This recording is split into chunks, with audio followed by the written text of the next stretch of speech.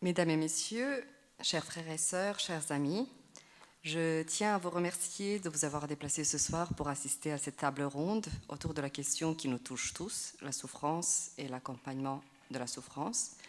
Et je tiens aussi au début de remercier la Mutuelle Saint-Christophe de nous avoir prêté la salle pour ce soir. Étant confrontés à la souffrance, soit la nôtre, soit celle des personnes qui nous sont chères et proches, nous nous trouvons le plus souvent démunis, ne sachant pas quoi faire ni comment agir pour bien agir.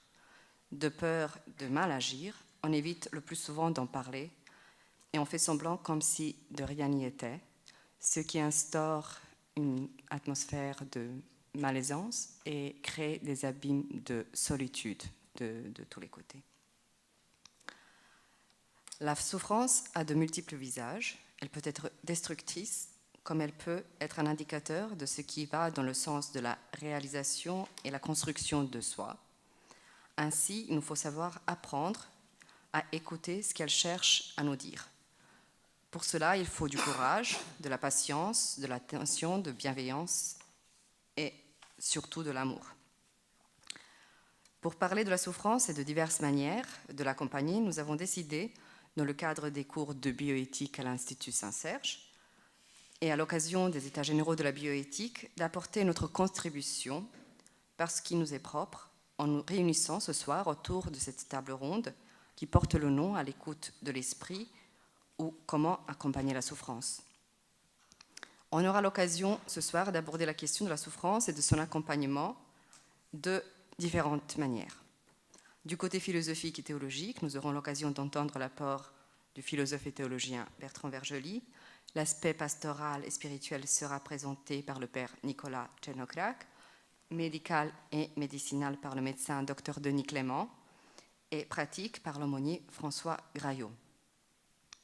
Pour ne pas prendre trop de temps, je vais inviter notre premier participant à prendre la parole, donc Bertrand Vergely. Vous êtes professeur en Cagne et à l'Institut Saint-Serge, où vous enseignez la théologie morale. Vous êtes auteur de nombreux ouvrages, dont celui sur la souffrance, Recherche du sens perdu, publié chez Gallimard en 1997, Une vie pour se mettre au monde en collaboration avec Marie de Henzel, Entretien au bord de la mort et un ouvrage plus personnel, Voyage au bout d'une vie. Vous publiez régulièrement dans le journal Atlantico où vous traitez des sujets d'actualité et vous participez presque de manière quotidienne à des débats, des conférences, des tables rondes en France et à l'extérieur, à l'étranger. Ainsi, je vous suis particulièrement reconnaissante d'avoir pris le temps de venir et de nous parler de la souffrance. Et ainsi, ma première question serait comment est-ce que vous définissez la souffrance ? Alors, d'abord, je vous salue toutes et tous. Je pense que quand on aborde la souffrance, il convient de se débarrasser d'un certain nombre d'idées, d'images qui empêchent de penser celle-ci. Premièrement, la souffrance n'est pas un problème médical, c'est un problème métaphysique. La souffrance n'est pas un problème psychologique, c'est un problème métaphysique. Et la souffrance ne se résout pas à travers l'utile et l'inutile. Nous sommes dans un monde qui est marqué par l'utilitarisme et par le rationalisme, et l'utilitarisme et le rationalisme empêchent de penser la souffrance. On meurt à l'hôpital. Ce n'est pas parce qu'on meurt à l'hôpital que la mort est une question médicale. La mort est un phénomène métaphysique. Il y a deux phénomènes métaphysiques majeurs dans l'existence de l'homme, l'apparition et la disparition. Il s'avère qu'aujourd'hui, on traite la mort comme une question médicale et la médecine le vit comme un échec de la médecine, la civilisation le vit comme un échec de la civilisation.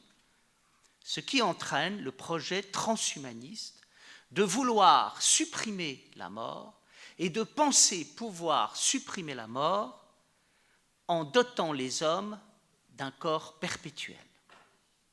Sans apercevoir que si aujourd'hui, effectivement, plus personne ne mourrait, eh bien, le paradoxe est le suivant, on mourrait tous, parce que la planète ne pourrait pas supporter une humanité éternelle en ce monde. La souffrance n'est pas un problème psychologique. Il y a une confusion entre le psychologique et d'autre part le métaphysique. Quand quelqu'un souffre, il n'est pas déprimé. Il vit quelque chose d'autre, d'extrêmement intense, et nous allons le voir, qui est de l'ordre de l'excès.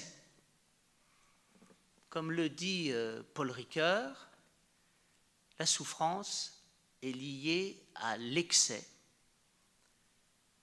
Paul Ricoeur dit l'excès du mal, je pense que ça va beaucoup plus loin que ça. Notre habitude de traiter médicalement et psychologiquement la souffrance est liée à une troisième détestable habitude qui a envahi nos esprits.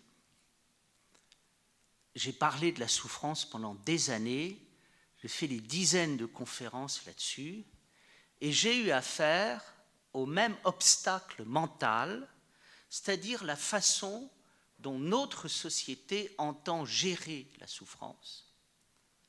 En clair, il y aurait la souffrance utile et il y aurait la souffrance inutile. Il faudrait garder la souffrance utile et il faudrait éliminer la souffrance inutile. Quand on pense en termes de souffrance utile, on ne se rend pas compte que quelque part, on est des barbares. C'est avec l'idée de la souffrance utile qu'on n'entend plus la souffrance. C'est avec l'idée de la souffrance utile qu'on ose faire à des animaux ce qu'on n'oserait pas faire à des hommes. Et que quelque part, on fait subir à l'humanité une souffrance sans nom. On pense que la notion barbare d'utilité de la souffrance est évacuée parce qu'à un moment, on a le sens de la souffrance inutile et de la souffrance utile. Mais la souffrance inutile n'efface pas la souffrance utile. Elle entretient quelque chose qui nous empêche de voir et d'entendre. Et je crois que c'est ça le vrai problème de la souffrance. Premièrement, il faut arrêter de parler de la souffrance parce que ce terme est beaucoup trop général, beaucoup trop vague. La souffrance, c'est la souffrance de qui et c'est la souffrance de quoi? C'est toujours un sujet qui souffre. Arrêtons de parler de la souffrance d'une manière abstraite. Et puis, de quoi souffre-t-on au fond? Je crois que pour le comprendre, il faut revenir à l'étymologie du terme souffrance. La souffrance signifie trois choses. La souffrance signifie d'abord le fait de subir, et de subir non pas la douleur, mais l'excès de la douleur, ce qui nous place dans la dimension de l'insupportable. Mais le paradoxe de la souffrance, c'est que si la souffrance signifie subir, la souffrance signifie supporter. Et dans le fait de supporter, on n'a pas affaire à un asservissement ou à une faiblesse, on a affaire à une force et à une liberté. Donc, la souffrance, ce n'est pas simplement le fait de subir et d'être dans un état de servitude, c'est le fait de supporter et d'être dans un état de liberté. La preuve, quand quelqu'un ne supporte rien, c'est là qu'il subit. Et quand il est capable de supporter, c'est là qu'il arrête de subir. Entre les deux, il y a un troisième sens du terme souffrance, qui est le fait d'attendre. On dit souvent que quand une lettre a quitté son émetteur et ne pas arrivé à destination, la lettre est en souffrance. Être en souffrance, c'est être dans l'attente, et cette attente, elle n'est ni de l'ordre de la douleur, ni de l'ordre de la liberté, elle est liée au mystère du temps, et derrière le mystère du temps, le mystère de l'intériorité. Alors qu'est-ce que ça veut dire pour nous, cette contradiction étymologique de la souffrance? Eh bien, ça veut dire une chose, c'est que si le même terme, souffrance, signifie servitude et liberté, ben ça veut dire que dans la souffrance, il y a une servitude qui va au-delà de la servitude et qu'il y a une liberté qui va au-delà de la liberté, parce qu'il y a un temps qui va au-delà du temps. Si la souffrance signifiait simplement la douleur, bien on dirait la souffrance c'est la douleur et il n'y a pas d'au-delà de la douleur. Oui, mais du fait qu'à un moment la souffrance signifie la douleur et la liberté, ça veut dire que la souffrance n'est pas une simple douleur. Elle est une douleur plus la liberté.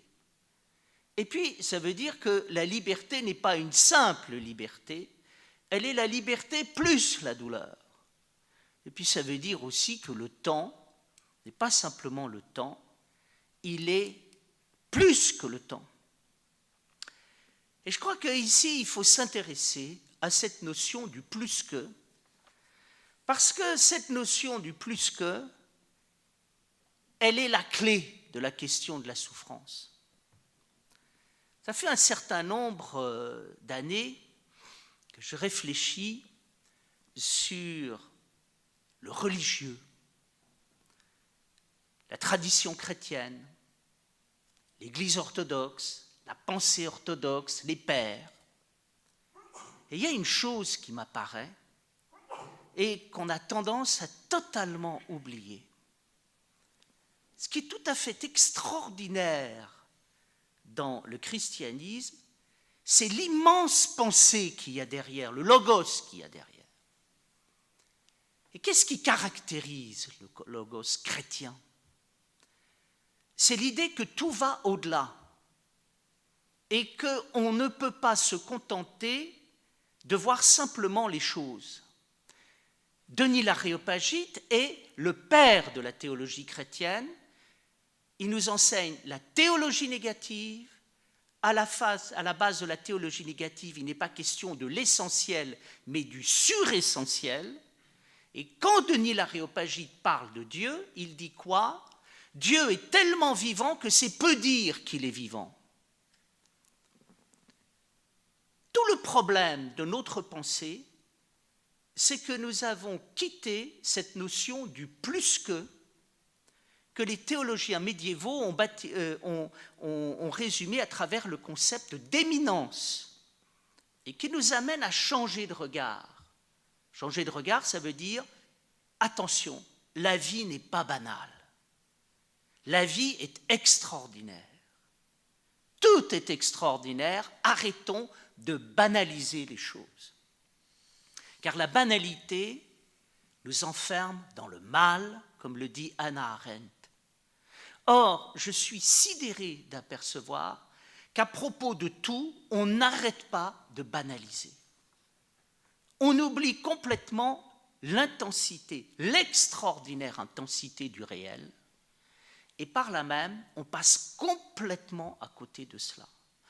Et on met en place un dispositif de civilisation qui, à un moment, opprime le réel et opprime toutes les notions qui permettent de bâtir le réel. l'expérience du plus que, de l'éminence, c'est l'expérience de la mort et de la résurrection du Christ, mais à l'intérieur du logos. Mourir à la banalité pour naître à la gloire et transfigurer de l'intérieur le réel et le langage que l'on peut avoir sur le réel en vivant l'expérience de la croix au cœur du discours. Qu'est-ce que c'est que l'expérience de la souffrance? C'est l'expérience du logos. La servitude, la liberté, le temps, le logos, le verbe, c'est la même chose. C'est-à-dire, je fais l'expérience du Christ à l'intérieur du langage, et qu'est-ce qui se passe? Je vois la banalité du monde, et je sors de la banalité du monde pour redécouvrir à l'intérieur du langage et à l'intérieur du réel le corps glorieux du langage et du réel que l'on a tendance à occulter. Qui est-ce qui pense la souffrance? C'est le poète, c'est le mystique, c'est l'artiste. Nous pensons toujours la souffrance en termes médicaux. Nous voyons l'hôpital, le lit d'hôpital. J'ai fait des dizaines de conférences où j'ai expliqué tout ce qui se passe à l'hôpital, c'est des maladies de civilisation. Et qu'est-ce qu'il y a à la base? Qu'est-ce qui fait que les gens sont malades? C'est que la civilisation est malade. Alors il y a quelques maladies, et Denis nous le dira, qui sont effectivement de l'ordre de ce qui nous vient de la nature, mais il y en a très peu. La vérité, c'est qu'une partie des maladies, 90% des maladies, c'est des maladies qui sont uniquement liées à des questions de civilisation, de gens qui sont malades. Et pourquoi ils sont malades? Parce que la poésie, parce que la mystique, parce que le verbe n'habite plus le tréfonds de la civilisation. Dans l'introduction au théâtre et son double, Antonin Artaud dit cette chose: la poésie qu'on n'a pas mis dans la vie nous revient sous la forme de crimes épouvantables. Freud disait: le passé qu'on n'a pas voulu vivre, on sera condamné à le subir. Alors ça entraîne quoi? Ça entraîne, je crois que pour aborder la question de la souffrance, il faut aborder la question du verbe, la question de la mystique, et il faut revoir le langage. J'ai dit la souffrance, c'est quelque chose qui va au-delà de la douleur. C'est quelque chose qui va au-delà de la liberté. Et ça pose le problème de l'au-delà. Pourquoi est-ce que nous souffrons? Nous souffrons parce que l'au-delà est opprimé. Et cette oppression, elle se manifeste dans quoi? Dans le rapport au corps, dans le rapport à l'âme, dans le rapport à l'esprit. La vision que nous avons du corps est une vision banale. Mais c'est plus qu'une vision banale, c'est une vision réductrice, c'est une vision violente. L'idée qu'on a du corps, elle nous est donnée par la machine, et tout le rationalisme a tendance à voir le corps comme une machine et à penser que quand on a traité le corps comme machine, on a réglé le corps. Et d'ailleurs, toute notre civilisation est marquée par la victoire et le triomphe du mécanisme. On pense que si on peut composer, décomposer, recomposer le réel, quelque part, on est dans le réel. Pourquoi on est comme ça? Parce que depuis la Renaissance, ce qui nous intéresse, ce n'est pas la vie, c'est le pouvoir sur la vie. Et c'est pour ça que nous avons privilégié le modèle totalement artificiel de la machine pour pouvoir penser le corps. Ça fait quoi quand on pense le corps comme une machine? On opprime les hommes. Pourquoi? Parce qu'on ne comprend pas ce qu'est un corps. Un corps, ce n'est pas une machine. Un corps, c'est la manifestation bouleversante de l'existence à travers la dimension charnelle et émotionnelle qui fait que l'homme est le récepteur de tous les messages qui viennent de la création et la capacité qu'il a en même temps de les redonner. Pourquoi sommes-nous malades et souffrons-nous? Parce que nous n'avons pas de corps. Et pourquoi nous n'avons pas de corps? Parce que nous pensons que le corps sans âme. Parce que le corps n'est pas le corps de quelqu'un, parce qu'il est le corps tout seul. Platon dit quelque chose de magnifique à propos de l'amour. Il explique qu'il n'y a pas d'amour sans poésie, et quand il y a un amour sans poésie, eh bien, il n'y a pas d'amour. Il n'y a pas de sexualité sans mystique et sans poésie, et quand il y a une sexualité sans poésie et sans mystique, eh bien, on est dans l'horreur et la destruction. C'est la même chose au niveau du corps. La manière, pourquoi est-ce que nous sommes dans un monde qui souffre? Parce qu'on a affaire à des corps sans âme, à des corps sans poésie, à des corps sans mystique, à des corps désertés par le Verbe. Qu'est-ce qui est passionnant dans la vision de saint Paul et derrière dans tout l'enseignement du Christ? C'est qu'il redonne aux hommes le corps. Lorsque saint Paul dit « le corps est le temple de l'esprit », là, nous avons affaire à une véritable pensée du corps. Mais qui, aujourd'hui, pense le corps comme le temple de l'esprit? Il y a des années de cela, je suis allé dans un lycée agricole à Vendôme pour expliquer ce que c'était que la philosophie. Et j'ai expliqué que la philosophie, c'était le fait de libérer son âme, que Socrate libérait l'âme des hommes à travers le dialogue. Et à la fin de mon petit exposé, devant les élèves, la bibliothécaire est venue me voir et elle me dit « Monsieur Vergely, vous avez prononcé le mot d'âme, c'est un nom que nous n'avons jamais prononcé dans notre lycée. » On veut penser le corps sans âme et on fait souffrir le corps. Mais on veut penser l'âme sans le corps et on fait également souffrir. La manière dont nous avons de penser la raison est une manière totalement désincarnée. Et on n'a pas vu que la véritable raison passe nécessairement par le désir. Et derrière le désir, parce qu'il y a quelque chose qui vient des profondeurs du corps. Qu'est-ce que c'est que penser? Qu'est-ce que c'est que parler? Parler, penser, ce n'est pas simplement prononcer ce que Marcel Jousse appelait des énoncés algébrosés. Mais c'est un moment vivre de tout son corps des énoncés fondamentaux auxquels on croit et dans lesquels on se jette comme on se jette dans le feu. Là, il y a quelque chose, une parole. Qu'est-ce qui fait qu'à un moment, nous vivons une souffrance collective? Les discours ne sont plus reliés à des corps.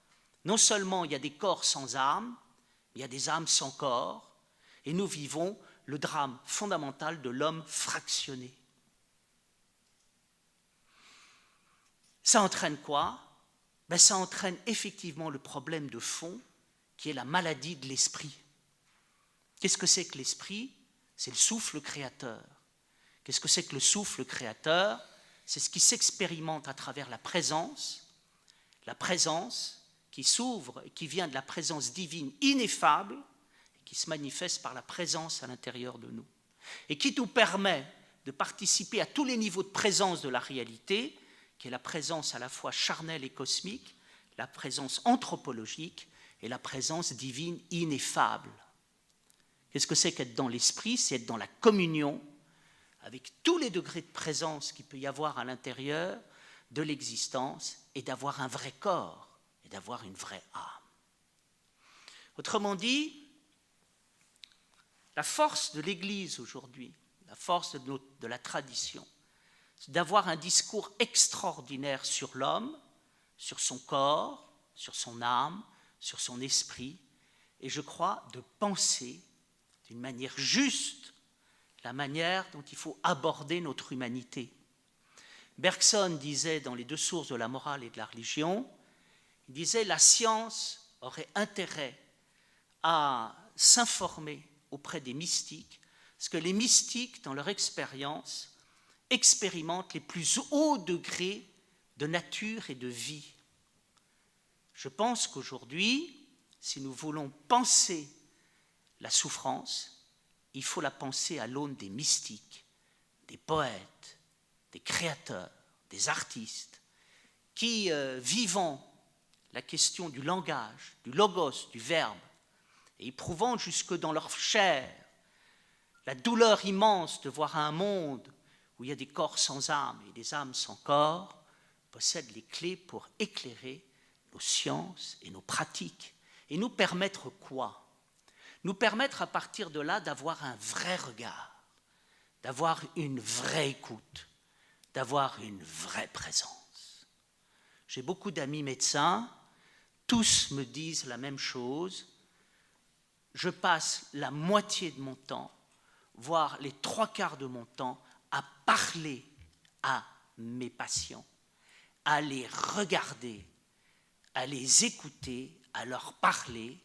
Et là, il y a quelque chose de l'ordre de la dimension du soin.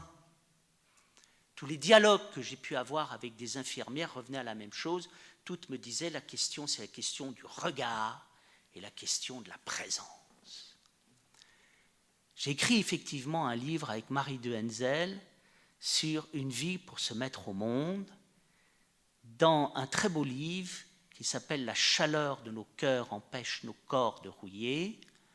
Marie de Henzel terminait sa vision du corps par cette lettre d'un résistant à ses parents avant d'être fusillé au Mont Valérien, et qui disait, maintenant que le temps est venu de rentrer dans une terre sans espoir, il importe de se demander ce qui est important dans ce monde. Est-ce que nous nous sommes assez regardés? Est-ce que nous nous sommes assez aimés? Est-ce que nous nous sommes assez touchés? Est-ce que nous nous sommes assez émerveillés les uns des autres? Je pense que là, il y a une belle voie pour éclairer notre table ronde de ce soir.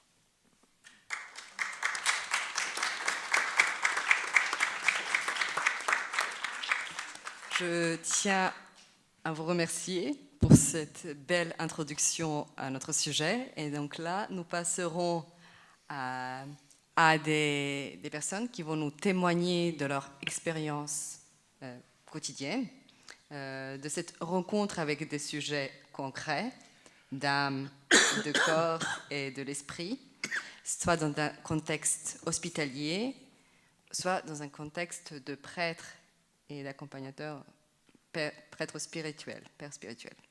Donc le premier à qui je donnerai la parole, c'est Dr Denis Clément. Vous êtes gynécologue obstétricien travaillant à l'Institut hospitalier franco-britannique à Levallois. Vous accompagnez les grossesses et les accouchements, mais vous êtes aussi en charge de la chirurgie gynécologique, fonctionnelle et cancérologique. Vous-même, vous êtes marié, père de 4 filles, et vous vous intéressez particulièrement au rôle du père dans le parcours de grossesse. Mais vous êtes aussi président de la Fraternité orthodoxe, qui est en train d'organiser un grand congrès annuel, dont nous aurons l'occasion de parler tout à l'heure. Et je vous remercie d'être ce soir ici avec nous. Et je vous demande comment, en tant qu'un homme de foi, vous arrivez à mettre et faire le lien entre votre foi et votre pratique médicale. Est-ce que ça vous aide? Est-ce que ça vous complique la vie? Enfin, je vous donne la parole. Merci. Bonsoir à toutes et à tous, et merci Julia de m'avoir invité comme ça pour pouvoir témoigner, parce que je ne voulais pas faire un exposé médical, pharmacologique sur la souffrance, mais plutôt témoigner des 2 points justement où l'Esprit Saint peut nous aider à faire. Le premier point, c'est la difficulté qu'on peut avoir à aller voir quelqu'un qui souffre. Et le deuxième point, c'est quand on est face à une personne souffrante, comment être, justement, en parlant justement de cette présence. Comme ça peut être difficile d'aller voir quelqu'un qui souffre, c'est pas évident d'aller voir quelqu'un qui souffre, parce qu'on s'imagine déjà la difficulté qu'on peut avoir face à la souffrance que va exprimer cette personne, face à la souffrance qu'elle va ressentir, comment cette souffrance va modeler son corps, comment elle peut modeler son visage. Et c'est sûr que cette confrontation par rapport à la souffrance, notamment dans un milieu hospitalier où on peut aussi avoir un sujet dans toute sa vulnérabilité, un sujet aussi dont l'intégrité même de son corps peut être violée par des sondes, des cicatrices, des drains qui peuvent drainer différentes tumeurs, et comment cette réalité peut être difficile. Je suis toujours frappé d'ailleurs au cours des enterrements par le visage de nos morts. On a des enterrements qui sont beaux parce qu'on a quand même cette présence du corps du mort, et voir leur visage, comment leur visage justement a changé. Comment par rapport à des personnes que je n'ai pas vues depuis longtemps, leur visage a été modelé par le chemin de leur fin de vie. Et c'est toujours très frappant. Et sans compter que le malade ou le souffrant, il est dans un univers où les sens sont mis, tous les sens sont mis à l'épreuve. Il y a les bruits, en réanimation, il y a des scopes, il y a les oxymètres, etc. Il y a les odeurs. L'hôpital a une odeur d'antiseptique, voire parfois une odeur, on peut dire de mort, hein, le mort a une odeur. Et il y a des gens qui sont littéralement allergiques, ils ne peuvent pas, c'est trop fort pour eux. J'ai des gens qui, je vois régulièrement, j'entends quand ils rentrent à l'hôpital, la première chose qu'ils veulent, c'est fuir, c'est partir. Donc combien ça peut être difficile de voir quelqu'un qui souffre. Et aussi un exemple très simple, c'est pour mon père qui a été pendant 3 ans hospitalisé. Il a été grabataire dans la chambre de son appartement, 3 ans, et certains de ses amis n'ont pas pu venir le voir. Ce n'est pas un jugement de valeur, c'est juste que je comprends très bien qu'aller voir une personne dans cet état-là, par rapport à la représentation qu'on s'en fait, c'était trop dur. La représentation qu'on se fait du souffrant, et surtout aussi la confrontation par rapport à nous-mêmes que le souffrant va nous donner. C'est sûr que voir quelqu'un qui souffre, on va se dire, mais quand ce sera mon tour, quand mon tour viendra, comment vais-je supporter cette souffrance? Est-ce que je serai capable de la supporter moi-même? La solitude aussi qu'on va ressentir, même si on est accompagné par rapport au fait de mourir, et à l'idée de notre propre mort. Donc il y a forcément cette confrontation, et c'est là, je pense, où en même temps, il faut s'appuyer sur sa foi pour oser, justement, que le Saint-Esprit nous donne le courage, l'audace d'aller voir justement ces personnes qui ont besoin justement de nous, même si c'est se faire violence, mais c'est peut-être en même temps se confronter à sa propre foi.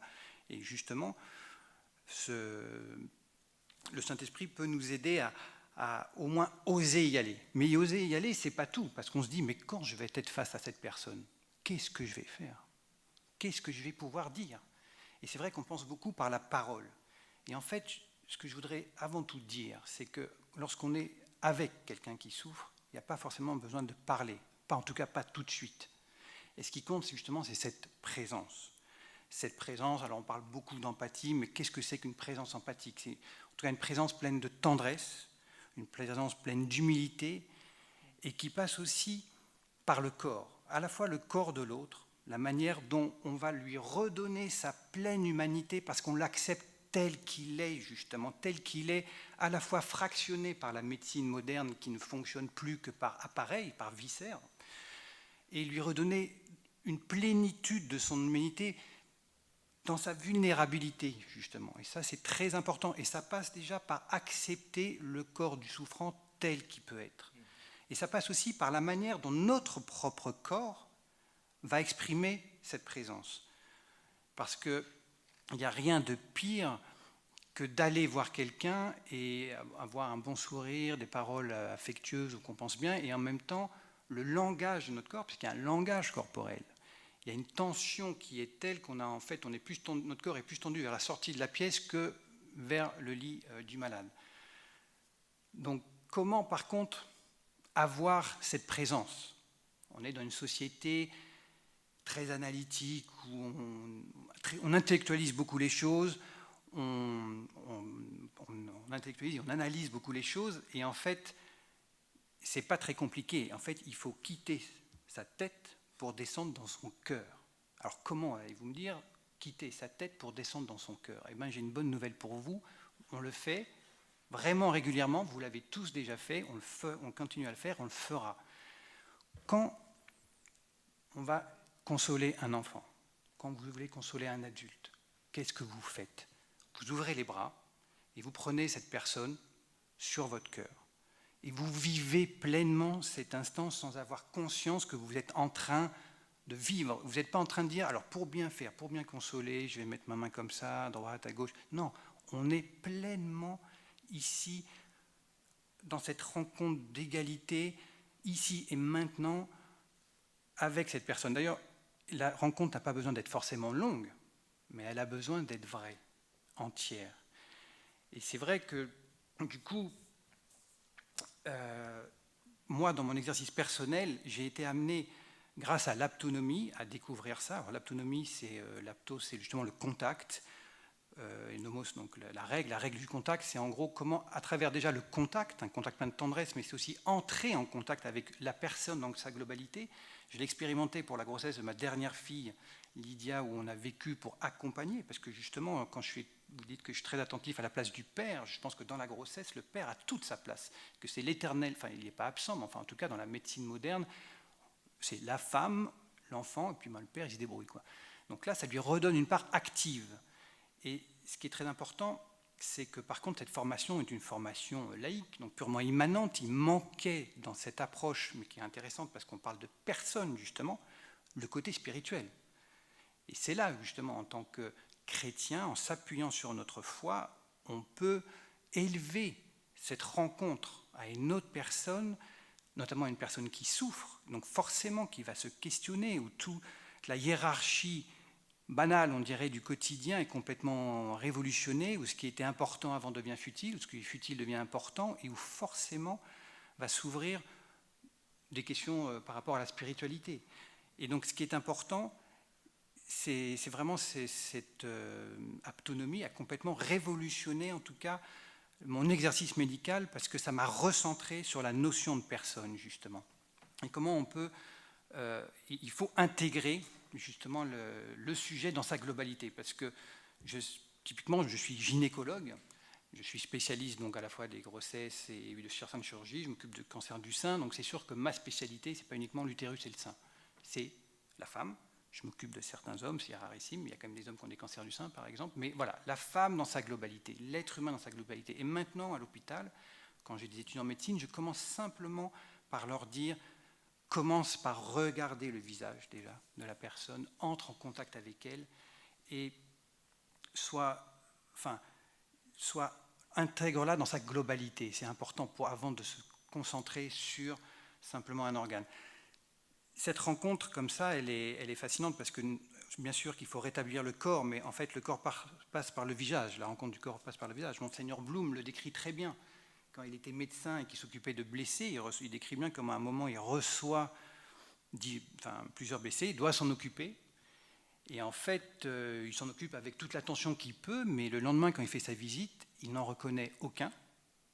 Et en plus, ils souffrent tous de l'angoisse provoquée par le choc qui est à l'origine de leur blessure. Donc le lendemain, quand il y a à nouveau des blessés qui arrivent, il commence par regarder leur visage, leur parler et les soigner.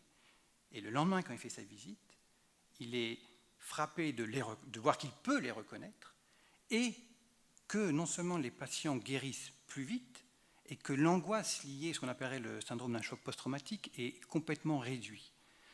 Et ça, c'est cette intuition sur cette présence qui est en même temps anxiolytique, elle est importante parce que médicalement, si on peut faire une petite parenthèse médicale, quand il y a actuellement le SAMU, quand il prend en charge des polytraumatisés ou de l'accident de la voie publique ou dans les attentats par exemple ou les blessés de guerre, on associe systématiquement un anxiolytique au traitement antalgique. Parce qu'en fait, il y a une mémoire de la douleur, il y a une mémoire, notre corps intègre la douleur. D'ailleurs, en anesthésie, ce qui est important, c'est que quand le patient, après une intervention, se réveille, c'est important d'anticiper le fait qu'il n'ait pas mal, parce que s'il se réveille en ayant mal, cette douleur va s'engrammer en lui.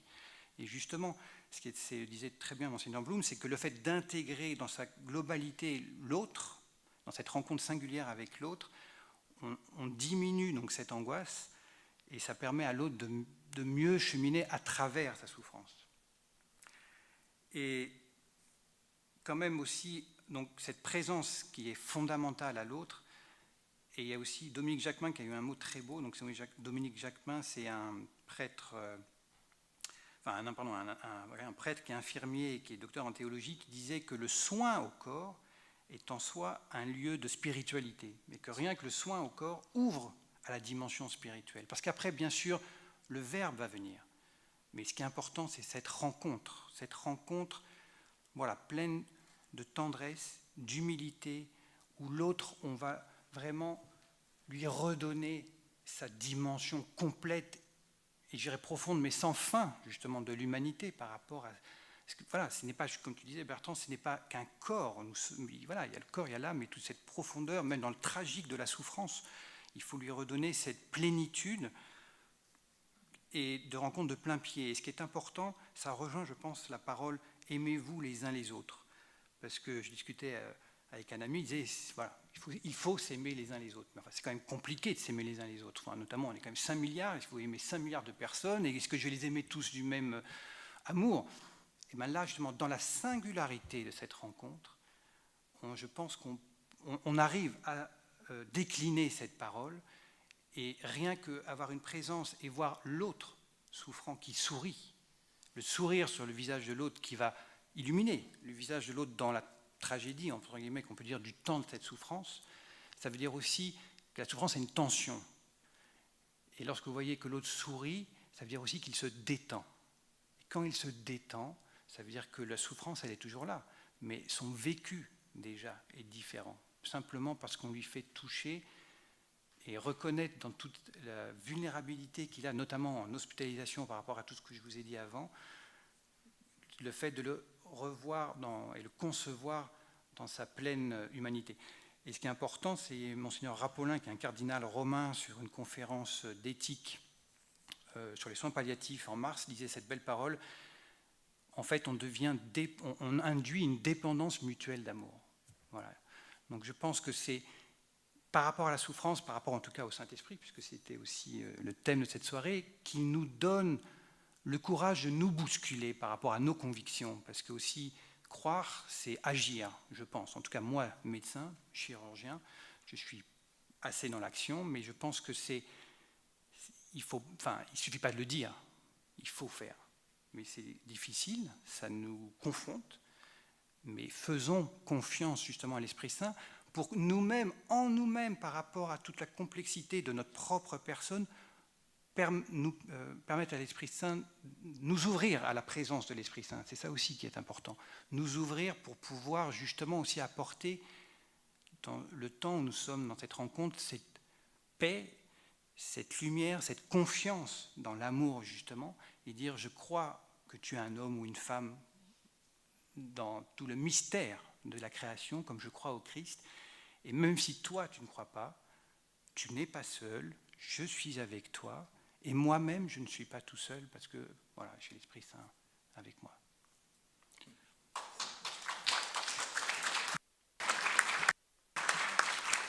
Merci beaucoup pour ce témoignage et je passe immédiatement la parole à François Graillot. J'ai changé un petit peu l'ordre des choses, parce que vous êtes lecteur à la paroisse de Père Nicolas, auquel nous reviendrons à la fin, mais vous êtes aussi aumônier à l'hôpital de Beauvais et vous êtes la personne qui effectivement accompagne les souffrants, et j'aurais souhaité recueillir votre témoignage et en même temps vous poser la question de l'organisation de l'aumônerie, parce que beaucoup d'étudiants ont demandé comment est-ce qu'on pourrait intégrer les aumôneries, est-ce qu'on peut penser à des aumôneries orthodoxes, voilà.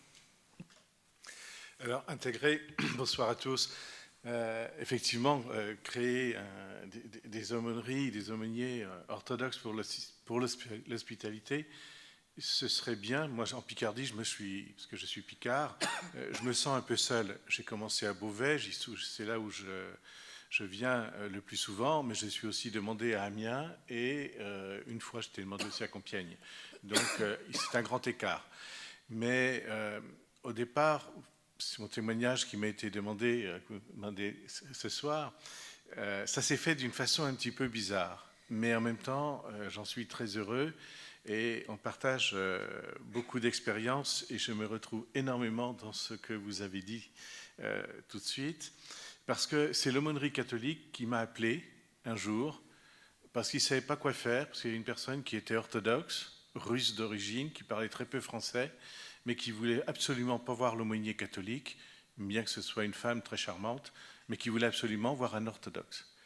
Et comme je suis un des rares orthodoxes sur la région, eh bien on m'a appelé en me disant tu es membre de ta paroisse, tu es très investi dans ta paroisse, tu sauras bien faire, tu es membre du groupe écuménique, voilà, en clair, on te confie un petit peu le bébé. Et j'y suis arrivé avec bonne volonté, j'en ai parlé, je me souviendrai toujours du premier entretien tout de suite que j'ai eu avec Père Tchernocrate, je disais mais je fais quoi ? Je fais quoi ? Je ne suis pas mandaté,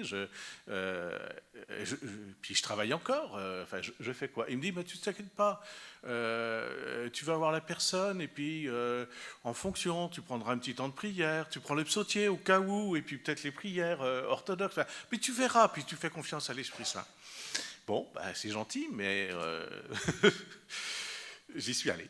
Et effectivement, je me souviendrai toujours de ce premier contact parce que je vois une personne complètement grabataire qui parlait presque pas français, accompagnée de sa fille, et qui voulait absolument qu'on prie parce qu'elle ne savait pas du tout dans sa souffrance, là où elle était. D'abord, elle ne comprenait pas trop pourquoi elle avait été venue à Beauvais et en plein désarroi. Et donc, je l'ai écouté, j'ai parlé. Sa fille souvent faisait des traductions, nous avons prié ensemble, alors là j'ai pris un ou deux psaumes que j'avais préparés à l'avance, et puis j'ai rencontré une fois, deux fois, et après elle est retournée sur Paris, elle a été hospitalisée sur Paris, je ne l'ai plus revue. Puis de là, de fil en aiguille, les protestants m'ont appelé en disant tiens, il y a une personne orthodoxe qui, tu peux t'en occuper, et il n'y a pas beaucoup d'orthodoxes, je vous rassure, en Picardie, mais ça devient de plus en plus régulier, cette présence. Et là, je me suis dit, mais il faut peut-être un peu se structurer. Je fais quoi ? Et il n'y a pas beaucoup d'aumôniers dans les hôpitaux, effectivement, d'aumôniers orthodoxes, pour se retourner vers quelqu'un. Et donc, moi, je l'avoue humblement, membre du groupe écuménique de Beauvais, je me suis tourné vers le pasteur protestant de l'Église réformée, unie de France, parce que les catholiques, ils pensaient que je savais tout faire. Alors, pour eux, les orthodoxes, c'est un peu exotique, donc ils ne voulaient pas trop me donner des conseils. Ils me disaient, mais non, tu sais très bien faire. Et le pasteur, j'avoue que j'ai beaucoup appris, ça c'est une première écoute. Déjà, de voir aussi une autre personne d'une autre confession chrétienne qui allait aussi apporter un soulagement, qui allait écouter les malades en souffrance à l'hôpital, nous avons pu partager. Alors, comment maintenant j'aborde et qu'est-ce que j'ai appris ? D'abord, une des premières choses, c'est avant d'aller voir les personnes, de prier pour elles, avant même de les connaître. Demander à l'Esprit Saint de m'inspirer et de le laisser faire. Donc je prends du temps, je prends quelques renseignements sur la personne, qu'est-ce qu'elle a, où est-ce qu'elle est, dans quel service, et puis je prie pour elle, avant même de la rencontrer. Ça, c'est une des premières choses. C'est une chose que j'ai appris, et après, je peux me laisser guider à l'Esprit Saint. C'est vrai aussi que moi-même, j'ai dû aussi apprendre le milieu hospitalier. Comme vous disiez, ses odeurs, ses rites, ses coutumes, ses infirmières. En plus, on me dit, voilà, vous êtes aumônier. Donc on me case exactement dans les mêmes cases que les aumôniers catholiques qui sont rémunérés, qui viennent le matin, le soir, la nuit. Et lorsque j'explique que moi je ne suis pas rémunéré, que j'ai un travail, que j'ai une vie de famille, et donc je ne suis pas disponible comme un aumônier catholique, quelquefois ça surprend. Comment, vous n'êtes pas rémunéré ? Ben non, je ne suis pas rémunéré. Donc il a fallu apprendre tout cela.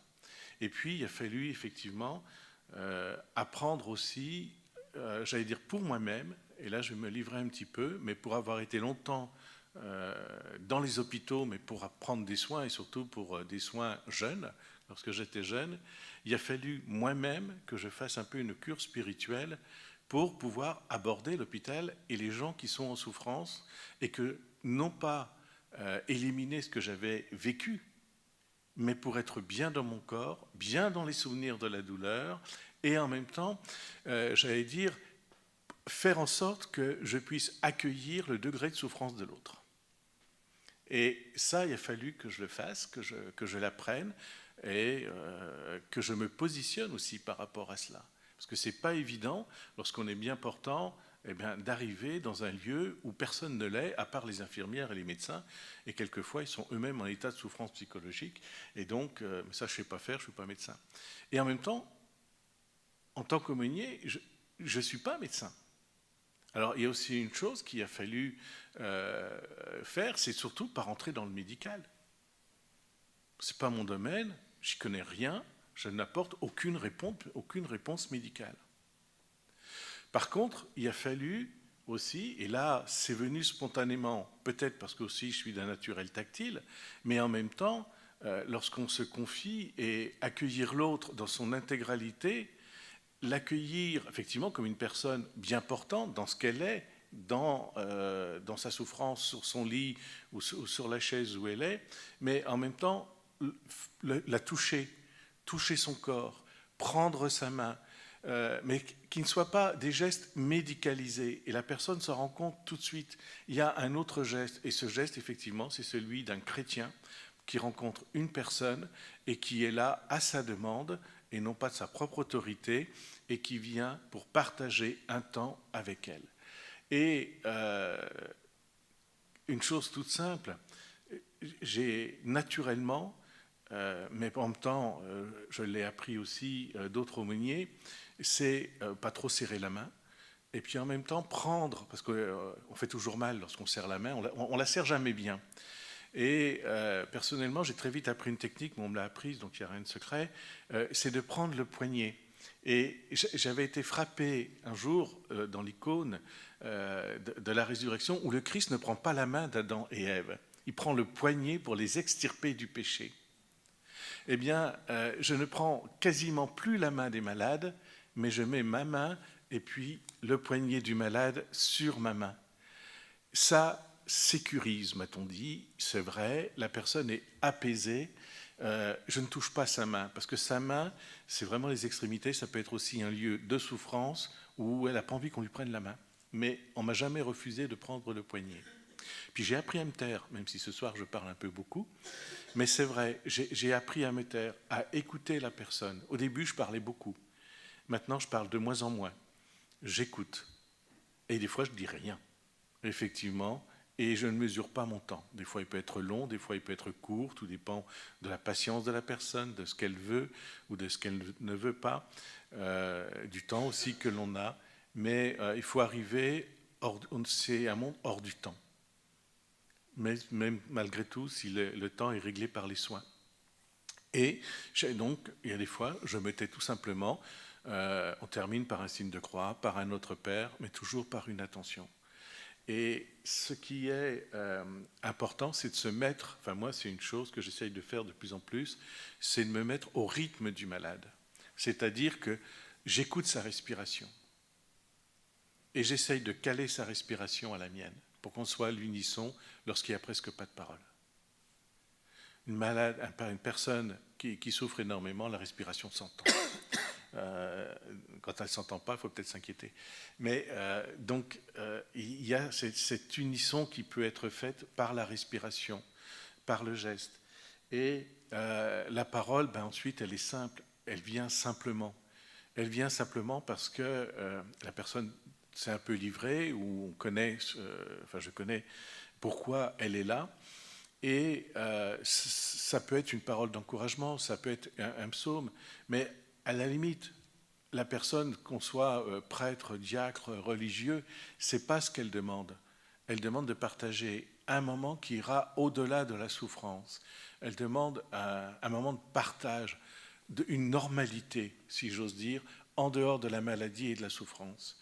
C'est que, voilà, par l'aumônerie, par ce temps spirituel qui m'est donné, je suis comme les bien-portants, je suis comme les gens à l'extérieur, je suis en dehors de moi-même.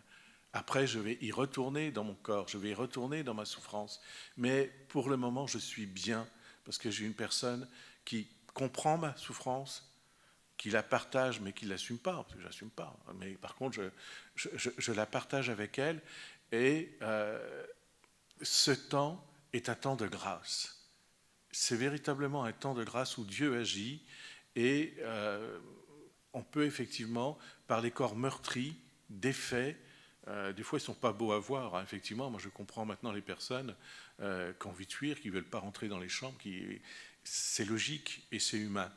Mais prendre ce corps, et moi de plus en plus, effectivement, comme une mère, comme un père, j'enveloppe le corps. et je me suis aperçu qu'il y a cette grâce que Dieu nous donne de vaincre nos peurs. C'est une grande grâce, mais de vaincre nos peurs, et je me suis quelquefois surpris de toucher des corps qui m'auraient répugné il y a quelques années. Et ça, c'est la grâce du ciel, la grâce de Dieu. Voilà, vous m'aviez dit un quart d'heure, donc je... Parfait. Merci beaucoup. Maintenant, je passe la parole au Père Nicolas Tchernokrak, qui est le doyen de l'Institut Saint-Serge, mais vous enseignez aussi le Nouveau Testament et la théologie ascétique, et vous êtes prêtre à la paroisse de Saint-Séraphin-de-Sarov. Je vais vous donner mon micro. Ah, merci. Deux, Pascal. En écoutant tout à l'heure Denis, mais je me suis dit, peut-être c'est trop près, je me suis dit, il peut être un très très très bon prêtre, mais moi je ne peux pas être un bon médecin. Donc,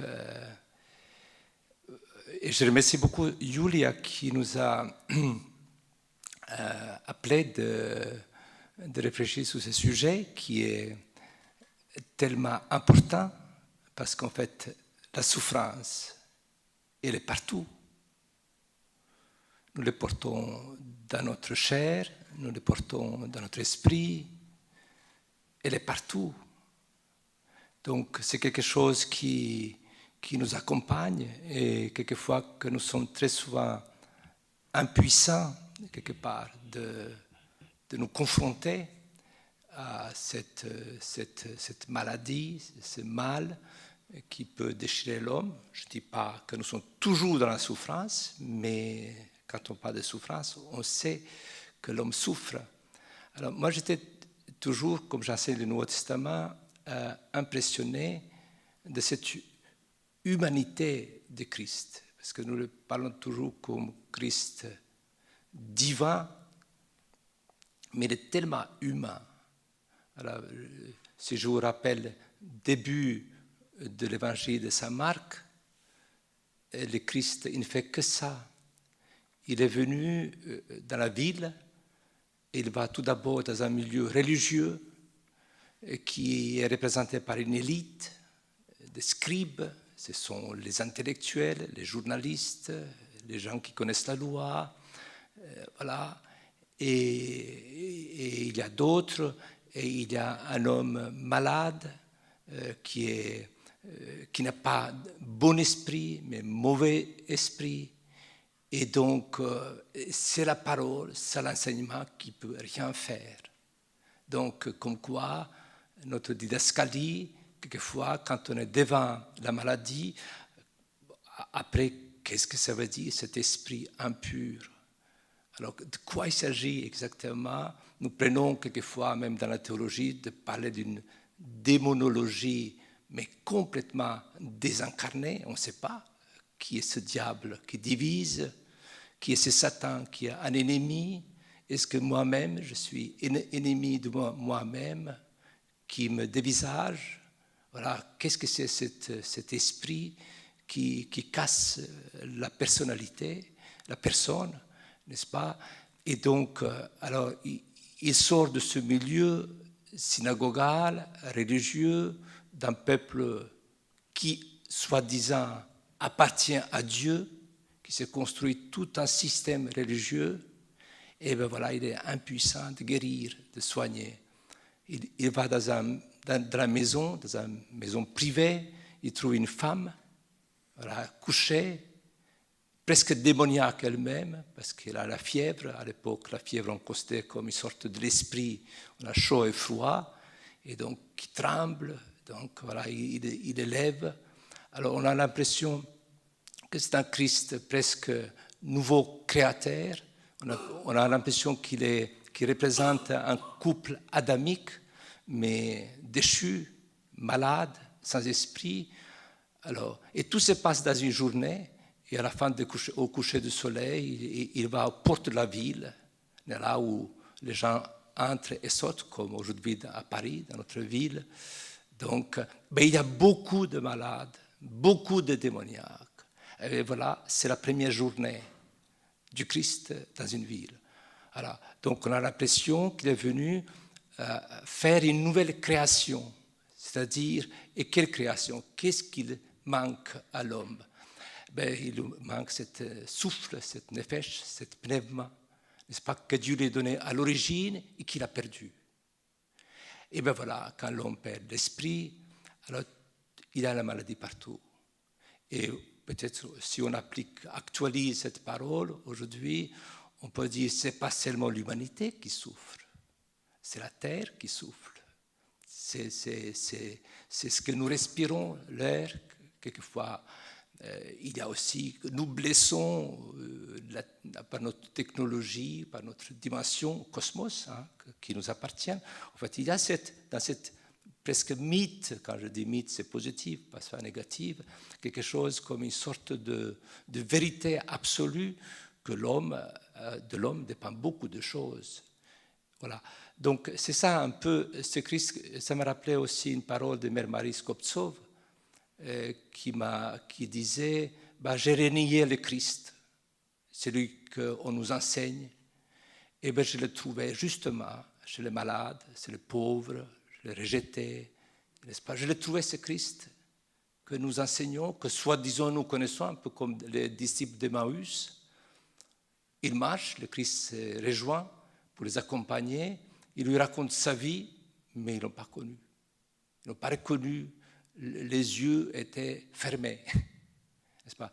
Voilà. Donc, c'est vrai, ce sujet de souffrance, ça nous demande de complètement réorienter la façon de vivre tout ça. J'avais des amies protestantes, d'ailleurs, que j'ai connues depuis longtemps, qui étaient toutes les deux, donc elle allait dans les hôpitaux. Et il m'a dit, écoutez, pour moi, tout ce que j'ai appris à l'école, c'est pas ça. Quand je me trouve devant un malade, je ne me demande pas de quelle religion, est-ce qu'il croit, est-ce qu'il ne croit pas. Je me trouve vraiment d'un homme, d'une personne qui a besoin. Et là, vous voyez comment presque notre structure de pensée se change complètement. Parce que c'est vrai, comme prêtre, je dis très souvent que je crois qu'il y a une bonne humanité.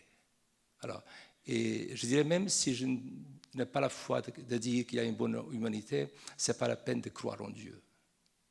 C'est-à-dire que si on ne découvre pas qu'il y a véritablement une bonne humanité, vraiment servir cette humanité, je ne dis pas que tel ou tel est complètement bon, mais il y a quelque chose qui est bon dans l'homme, et aussi tous ces manquements, ce qui nous tombe. Alors comment nous tombons dans les maladies?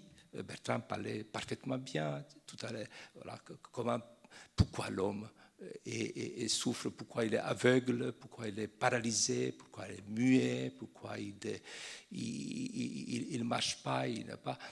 Voilà, donc c'est une grande question. Je ne crois pas que nous pouvons trouver la réponse. Mais je pense que quand même, par exemple, quand on est prêtre, je suis complètement impuissant. Il y a des cas, je ne sais pas quoi dire. Je n'ai pas de parole. Et quelquefois, on peut trouver la parole. Et ça, voilà, François disait, grâce à Dieu, ou Bertrand, la parole est très importante. Je pense que la parole, trouver la vraie parole, ce n'est pas parole, le verbe, ce n'est pas quelque chose de dire, mais de trouver une parole qui touche la personne. Voilà, de donner quelque chose qui est profondément humain. Et je suis d'accord avec Denis, disait pas tout de suite, mais être patient, être présent, ça parle aussi quelquefois. Le silence parle beaucoup plus que la parole. Voilà, donc c'est vrai que la maladie, finalement, c'est quelque chose qui est positif, au sens que ça nous donne de penser autrement. Comme disait Mère Marie à propos de la guerre, elle dit la guerre, c'est une révélation. Ça donne de voir complètement les choses autrement. Alors, je dirais quelque part, il y a une pédagogie aussi, pédagogie qui nous introduit, par exemple, surtout dans la confession. quelquefois même, je ne sais pas, je ne veux pas trop en tomber ni dans l'extase, ni rien du tout, mais quelquefois on ne peut pas comprendre quelqu'un qui se confesse si on n'est pas traversé ou vu quelque part réellement les problèmes des personnes qui portent. Et donc, et voilà, c'est s'approcher un peu comme bon samaritain, et voilà, s'approcher et de lui donner la parole. Quelle parole? Mais on peut. Je suis sûr qu'on peut trouver la parole. Et voilà, donc et ça c'est aussi, il faut être à l'écoute de l'autre. Voilà, donc il y a cette dimension profondément pastorale, mais peut-être très souvent dans nos écoles, dans notre société. Donc, il est très plus facile d'être un prêtre de ritualisme, de célébrer, voilà, c'est bien de célébrer, je ne sais pas comment de ne pas célébrer, mais voilà, justement de découvrir quelque chose qui est profondément existentiel et que la personne humaine cherche à l'Église. Voilà. Et peut-être c'est ça la mission de l'Église, quelque part, de s'ouvrir et de donner qui est ce que l'homme cherche ou demande dans le milieu. Il y a aussi, je pense, une lecture de notre tradition, de notre spiritualité, notamment la spiritualité des anciens pères. Je travaille beaucoup plus les pères de milieu monastique. C'est vrai que ce que disait certains pères, c'est toujours actuel. Vous savez, il parlait des passions comme une sorte d'énergie déchue qui est presque identifiée avec une démonologie. Donc ça c'est vrai. Ça aussi, la théologie peut effectivement apporter quelque chose. C'est vrai que il y a des gens qui souffrent parce qu'ils n'arrivent pas à canaliser ce qu'ils possèdent, ce que Dieu leur donnait. Donc trouver cette intégrité spirituelle, c'est pas facile.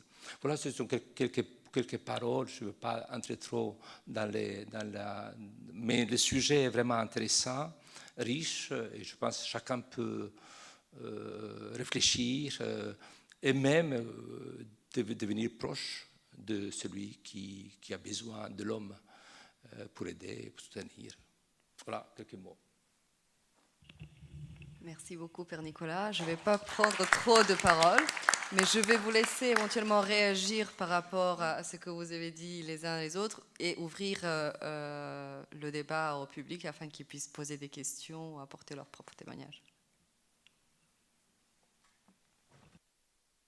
On a une question au fond. Approche-toi.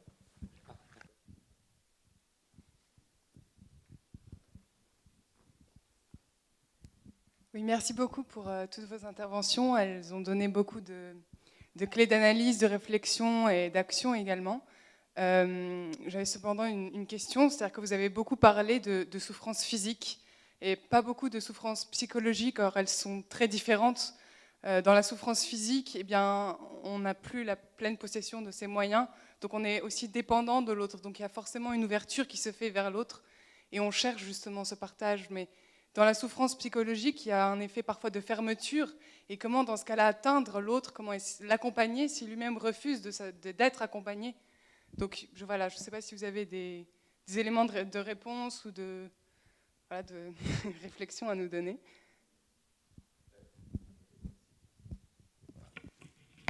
Alors en fait, déjà, je pense que c'est très intimement lié quand même. Enfin, souvent, c'est difficile de distinguer complètement. Et je répondrai à plusieurs niveaux.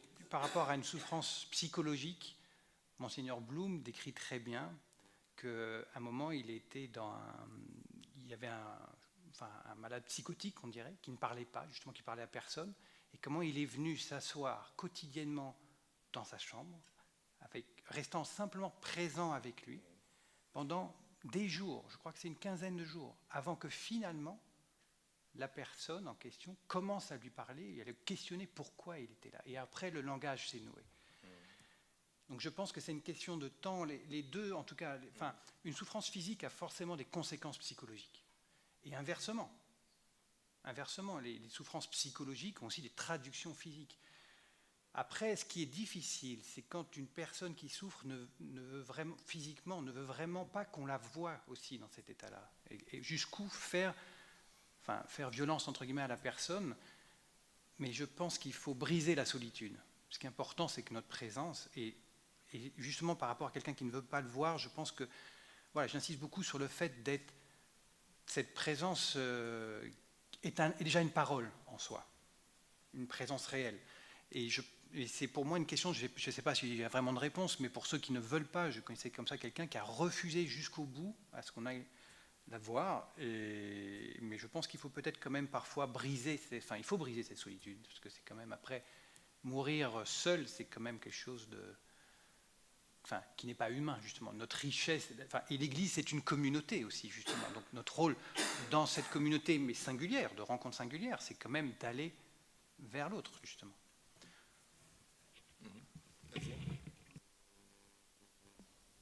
Du coup, pour compléter la question, ça implique quand même d'aller voir la personne, et parfois ces personnes qu'on aimerait aider, qui se referment, elles sont loin.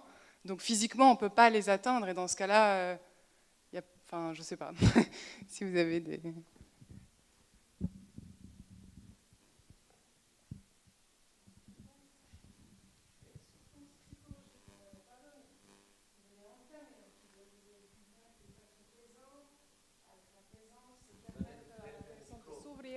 Mais c'est tout ce que j'ai entendu comme réponse à la question sur la souffrance psychologique.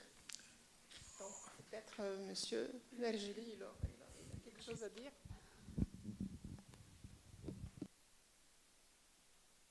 Mais qu'est-ce que c'est que la psychologie? Qu'est-ce que ça veut dire, la psychologie? C'est-à-dire que je crois que d'abord, j'ai dit tout au début de mon exposé que la souffrance, il ne fallait pas la médicaliser. C'est un des aspects de la souffrance, c'est la médicalisation. Un des aspects de la souffrance, c'est la psychologie. Moi, ce que je trouve extraordinaire, c'est qu'on va prendre la manière dont la psychanalyse a fonctionné. Je trouve ça extrêmement intéressant. La psychanalyse, elle est quelque part, quand elle est la psychologie des profondeurs, elle est tout à fait dans la tradition des pères de l'Église et de la théologie négative. Pourquoi? Parce que la découverte de la psychanalyse, c'est quand tout d'un coup il y avait une souffrance dans le corps, c'était de commencer à dire, attendez, il y a quelque chose de plus dans le corps qui souffre, et ce n'est pas simplement le corps, c'est un message qui est envoyé. Alors tout d'un coup, à un moment, on se met à écouter, à regarder, et là, on voit le corps, parce qu'on voit autre chose dans le corps, on voit plus que le corps. Et moi, je dirais que c'est la même chose. C'est-à-dire la souffrance psychologique, c'est une souffrance qui est liée au corps, où tout d'un coup, il y a un problème de fond. Et qu'est-ce qui se passe dans l'âme? Il y a quelque chose de plus que l'âme, mais qui renvoie au corps extrêmement profond de l'être. C'est-à-dire des choses... le corps, le véritable corps de l'homme, on ne le voit pas. Et c'est... l'énergie rayonnante qui est capable à un moment de faire corps avec l'univers. Et donc tout d'un coup on va voir cette espèce de communication avec le corps très profonde qui est coupée, et là on va pouvoir parler à la personne. C'est-à-dire que ce qui est très important, et ça a été dit, il faut que les gens se sentent regardés et écoutés. Et quand ils se sentent regardés et écoutés, et dans leur corps et dans leur âme, à ce moment-là, on peut les joindre. Et donc, on peut parfaitement le faire. Vous savez, quand on prie ou quand on médite pendant que quelqu'un est là, il le sent. Et tout d'un coup, à un moment, il peut se dérider.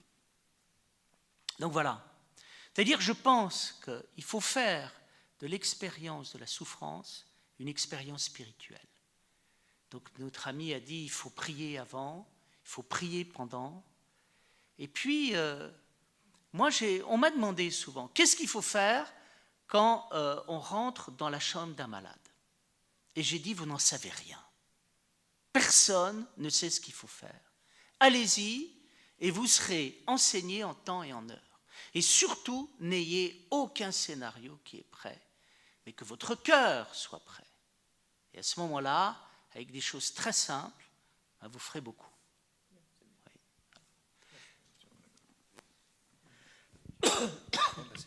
J'avais juste, par rapport à la souffrance psychologique, un tout petit aparté par rapport à... Je vous ai parlé de l'aptonomie. Et en l'aptonomie, il y a de l'aptonomie en psychologie. Et ils sont un petit peu fous, ces aptothérapeutes, parce que c'est des psychologues qui touchent leurs patients. Alors que souvent, les psychologues, c'est le sofa, et bien à distance, le psychologue. Et là, il y a ce contact.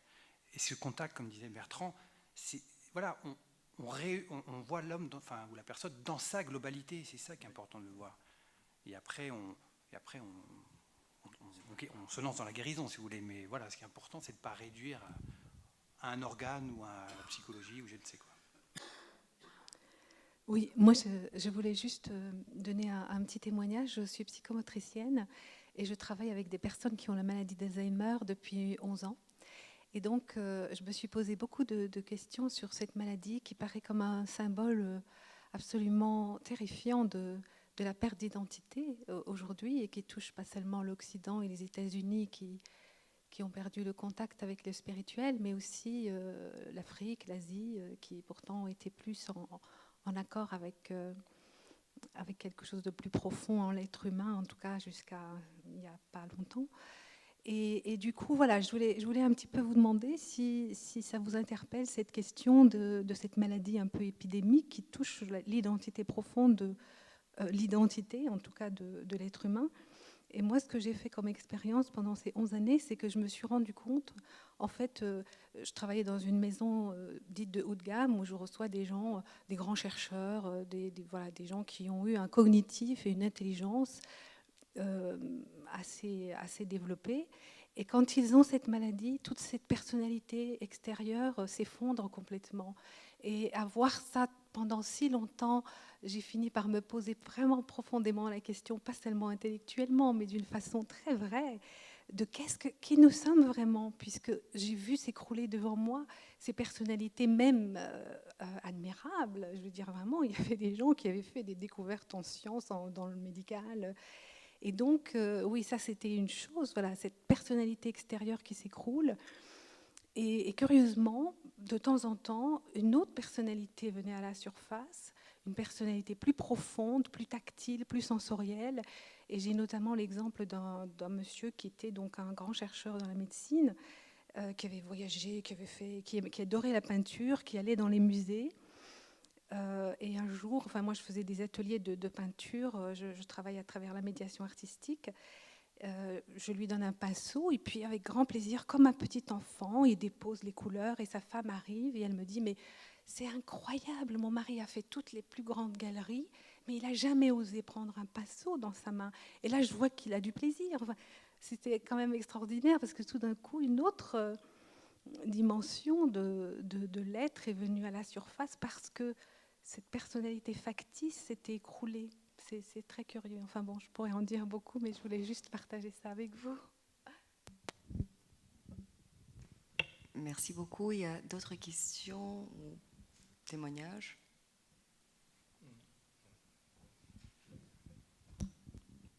Alors, si on pourra dire que 99% des cas de la souffrance, c'est à cause du péché. Dans le monde entier. Peut-être simplement le mot péché, effectivement, c'est de se tromper, de prendre une autre direction, de perdre, je ne sais pas, l'énergie, l'intelligence, de s'égarer. Donc, oui, le péché, il n'y a pas que mot péché, parce que c'est vrai que quand on dit aujourd'hui, à l'homme d'aujourd'hui, le péché, c'est tellement moralisant que le mot est vide et ne parle plus. Oui, peut-être pour nous les théologiens, mais si on va dans la rue, on dit tu as péché, voilà. Il y a des mots quelquefois qui ne parlent plus. Mais c'est peut-être, il faut expliquer, oui. C'est-à-dire que si on boit trop, si on, je sais pas, ceci ou cela, effectivement, oui, il y a une, on peut dire que l'humanité, dans la technologie ou dans d'autres domaines, prend une direction et ça se tourne contre nous. Même notre technique, quelquefois, peut se tourner contre nous. Notre énergie atomique peut se tourner contre nous. Voilà. Dans ce sens-là, oui, je pense que oui. Moi, j'aime bien l'étymologie du mot péché qui veut dire rater la cible. Qu'est-ce que ça veut dire rater la cible? Ça veut dire qu'il y a quelque chose qui ne tient pas la route. Qu'est-ce qui ne tient pas la route? Bien, quand on dit le monde est en état de péché, mes amis, si nous étions pénétrés par la connaissance divine, mais on aurait des clés pour voir le corps et de l'âme qui seraient prodigieuses. Et l'état de péché dans lequel nous sommes, mais par rapport au trésor spirituel de la connaissance, elle n'existe plus. Le problème numéro 1 du monde, c'est la connaissance, la divine connaissance qui nous a désertés et que nous avons désertés. Et résultat, nous bricolons des choses et qui parfois font plus de mal que de bien. Si on analyse actuellement tous les domaines de les connaissances, tous les domaines de la connaissance sont pollués et nous apercevons que souvent ils font plus de mal que de bien. Nous apercevons qu'il y a une médecine qui est géniale, mais il y a une médecine qui est en même temps extrêmement violente. Il y a une psychologie qui est extrêmement profonde, mais une psychologie d'une violence invraisemblable. Il y a une philosophie qui est intelligente, il y en a une autre qui est complètement délirante. Et nous apercevons qu'il y a de la même chose en politique, en économie à un moment. Et c'est ça. À un certain moment, ce que je trouve extraordinaire, nous avons à l'intérieur de nous un médecin, nous avons à l'intérieur de nous des processus d'auto-guérison qui sont proprement extraordinaires et qui ne peuvent pas s'exprimer.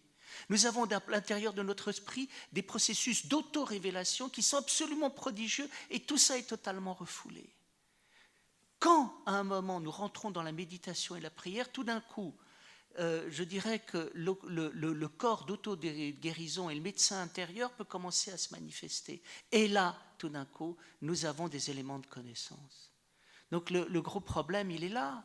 C'est que nous avons notre Christ intérieur qui est complètement refoulé et nous en subissons une souffrance terrible.